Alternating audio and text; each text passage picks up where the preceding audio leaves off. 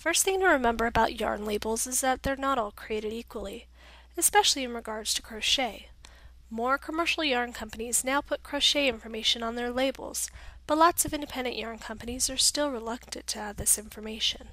I couldn't give you the reasoning, but I can help you work around it so you can still choose any yarn to make any project with. We'll first look at a yarn label that is very crochet friendly.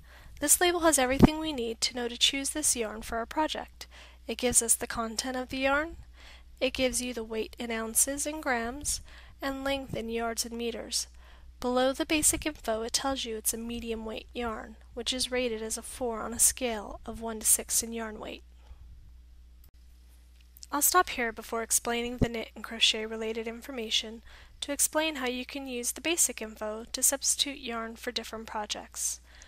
Most patterns will give you the type of yarn used, as in the content, the weight of the yarn, and either how many skeins or yardage for the project.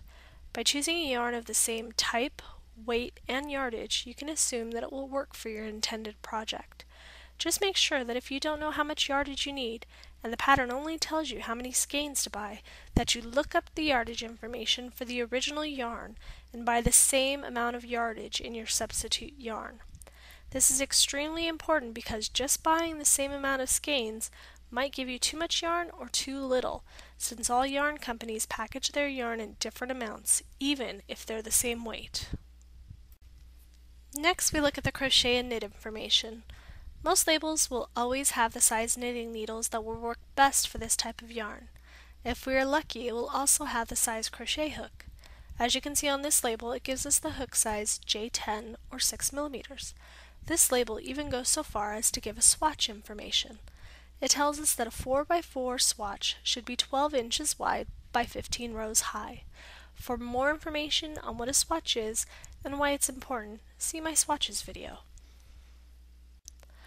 Now that you've seen a crochet-friendly label, let's move on to others you might see and how to interpret them for your use.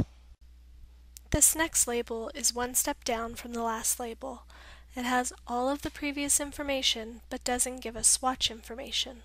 Since this label is for self-striping yarn, this information would be nice to have, but instead we would have to experiment to find a good stripe pattern. For more information on self-striping yarns and why a swatch is important, see my swatches video.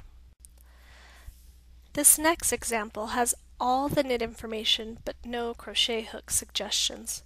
The safest thing to do when choosing a hook to work with this yarn is to pick the same size hook as knitting needle recommended.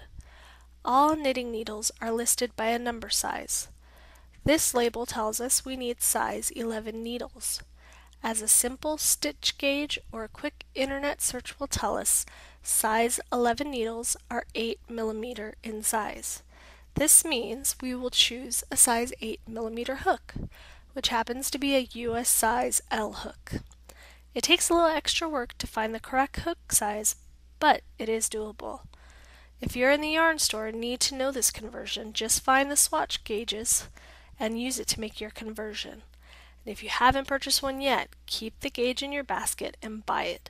It is an invaluable tool you will need for swatching, and you'll use it again and again. This last yarn label shows us another problem you may run into. It gives us the content, yardage, and needle size, but fails to give us the weight of the yarn. Without this info, it could be difficult to substitute this yarn for another in a project. The easiest way to overcome this problem and find out the weight is to compare it to other yarns and their labels. If you're in the yarn store, just look around for a yarn that looks comparable. Then check the needle size on each label. When the needle size matches, this will be an indication that the weight of the yarn is similar. Write down the weight number on your yarn label and you'll be set for your next project. So remember, each yarn label will look different, but if you know what to look for, you can easily understand any of them you find.